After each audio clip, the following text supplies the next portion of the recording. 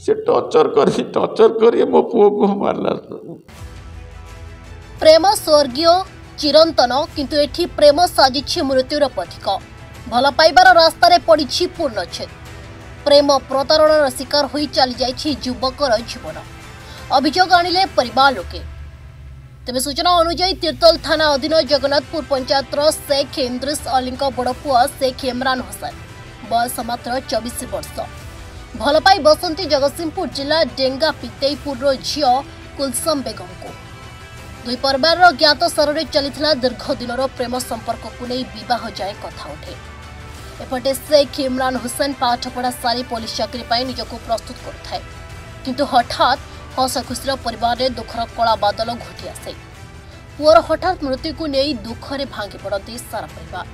झील प्रतारित करुथिबारु आम पुअर मृत्यु होला बोली कांदी कांदी प्रकाश करिसेंती शेख इंद्रिस अली। घटना को नहीं कौन लिखित अभियोग होई नथिला बेले दुखरे दिन काटुथिबा शेख इंद्रिस अली परिवार एभली घटना पाई झील को दायी करिसेंती। नमस्कार ओडिशावासी मानकु मो ना है शेख इंद्रिस हुसैन। आम घर हूँ जगन्नाथपुर मुकड़ साई। मो पुओ गोटे झील को भल पाला डेंगा पितेईपुर से आम रिलेटिव थिला आम मुसलमान झील से थिला 7-8 मास है गोटे जन को भल पाइबा समय एमाने रिलेशन रे भी आसी जाइथिले। एमाने रिलेशन रे सदा बेले से झील ताकू टर्चर करथिला। पैसा पत्र सब खाऊला सदा बेले कहूला 15 तारिख जीवा कोर्ट मैरेज करवा। 15 तारिख गला बेले मो पुओ कहूँ ना 20 तारिख जीवा आर मासर जीवा एमती करी पुओ को मो टर्चर कला। से ता भौणी भी ता पुओ को मो डाकिकी ता भौणी सांगे रिलेशन रे रखुला। ता भौणी घर हूँ अबरसिंह। से झीर ना हूँ जो कुलसुम बेगम डेंगा पितेईपुर साथ ता घर। से मो पुओ को टर्चर करी तार जीवनटा भाई नहीं नेला।